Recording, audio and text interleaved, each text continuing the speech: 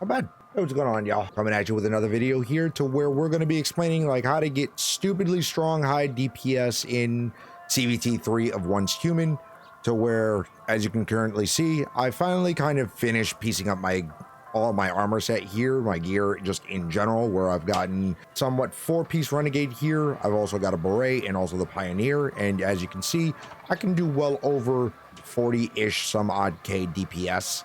Highest I've done so far with this build has been like 48k, and I believe about 320,000 total damage in one magazine. So I'm just gonna kindly show you exactly what I got going on here. We've got Pioneer, as I said. We also have gotten the Wildfire, and then we have the Beret, 4-piece Renegade, and then we also have the boots on the ground. They were previously called leather boots. I don't know why they switched the name, but kind of go over as to what we're going to be building on this. What we're going to be doing with this build is we're going to revolve around Bullseye. Unfortunately, Bullseye is the current meta of the game right now, so if you can kind of get your hands on either a Wildfire or the crossbow, either or, you're going to be chilling. Wildfire, I would say it's better than the crossbow in my opinion, due to the fact that you can sit here and just use it in all situations, and it doesn't have a cooldown time of when it can apply the really nasty Bullseye. You can kind of just refresh the stacks however you want. And it's also a really good solo weapon as well. But let's just go over the mods really quick. Revolving around Bullseye, you want to try to get targeted takedown where you get the 20% critical rate on targets affected by Bullseye. This is going to skyrocket your damage anytime that you do apply it. The subsets that you kind of want to aim for is crit damage, weapon damage, and weak spot. If you can somehow get all three of those random attributes on any one of your mods, whether it's the weapon and or gear, those are going to help out immensely. Bear those in mind. Your fort stat can kind of be whatever you want. To help out with DPS specifically, you can go with mag size or you can go reload speed. Both of those will help out a lot. It really just, that's up to you. You can even go damage to great ones or elites or regulars or whatever if you want to fight against a specific faction. That's entirely up to you. But just mainly those three stats is what you have to worry about on all of your gear. That being my main weapon, vulnerability amplifier, the extra vulnerability to Bullseye, which stacks on top of Bullseye's vulnerability. You really want to stack these to really get the damage up on Bullseye as much as possible. And with the mods that I've gotten specifically with this, definitely want the Bullseye trigger chance, duration, and I believe those are the only ones that are applied to Bullseye specifically. So the other two stats that you typically want to go for is more than likely your crit damage and your weak spot. Those four, you're golden. So there's that. For the Beret, you want to go for the weak spot. So precise strike, and then again with the random attributes as well, you hit weak spots granting 15% weak spot damage for 3 seconds, up to 3 stacks. So that's just gonna be a lot of damage stacking on top of one another, especially when you're rocking 4-piece Renegade, where you get full stacks of the 4-piece set bonus, where you can get basically plus 60% weak spot damage bonus. So it gets very nutty very quickly.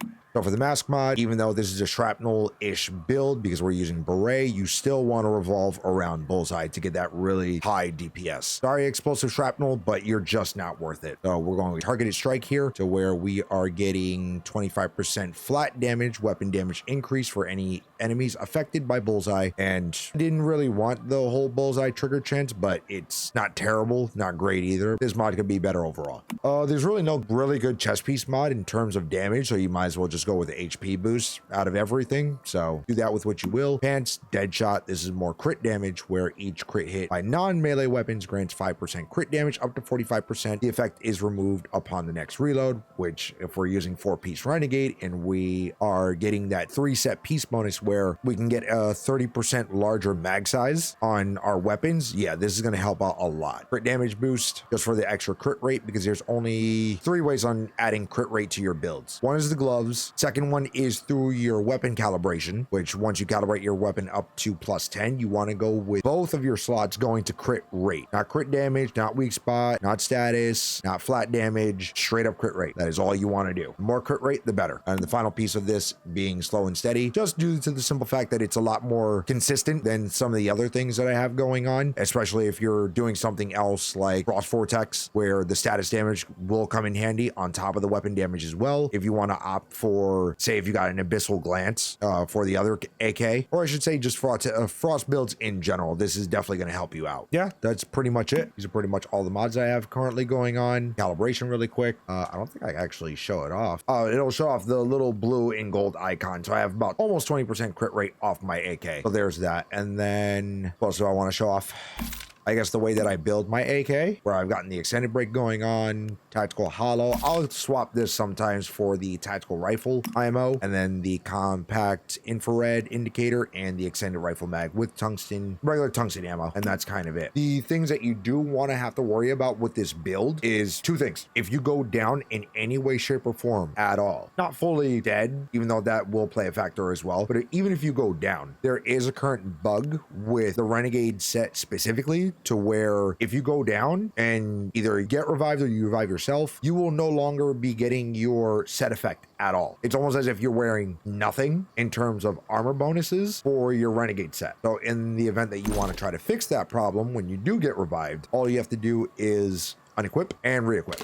And that's it. Or if you have another copy of whatever you're wearing, or you just have some other armor on you, you just swap off it really quick, swap it back on, and you're pretty much golden. That fixes that problem. Another key note, which is the other main thing that the game does not tell you, is that Shrapnel does not operate in the manner that you would kind of expect it to due to its keywords, which is Shrapnel deals 50% of the weapon's damage to a random part of the hit enemy. That's fine and dandy and all, but it doesn't specify that Shrapnel on its own only procs on body parts you are not initially hitting. So example being, if I'm just constantly hitting things in the head, notice how whenever Shrapnel procs, it's never going to be on the head. It's always going to be on some other random body part that you are not hitting. So we've almost gone an entire 60 round mag and not a single one is procced on the head. Based off the keywords, that shouldn't be the case. It should be a random chance to hit the headshot. But now if we aim for the body specifically, oh look, funny, I've already gotten what, 3 procs? 4, 5, 6, 7, 8, 9, 10, 11. Yeah, fine, right? Meaning, if you were ever debating on trying to use shrapnel specific mods like, I don't know, Carnage, where the chance of your shrapnel hitting weak spots is increased by 100% with weak spot damage plus 25, that sounds great. But unfortunately, due to the nature of how shrapnel works in general, you're never going to receive that bonus ever at all. If you're a pretty decent shot and you like to consistently hit weak spots, you will never see the benefit of this mod in any way, shape, or form, which I really hope the devs relook at that, because that is, I don't agree with that at all whatsoever. So that needs fixing. And if you think that was the worst of it, no, because if you look at some of the other armors that are in the game that may revolve around that specific thing, for Shrapnel, gas tight helm. Shrapnel hitting weak spots refills 1 bullet from your inventory. How is that going to help me or benefit me in any way, shape, or form if my shrapnel procs are never going to be able to hit weak spots if I'm hitting them myself? Sounds like to me that's just a meme. That means this gas tight helmet has no point existing ever. That's kind of all I wanted to show and explain as to, you know, how exactly I'm getting all this DPS going. So yeah, that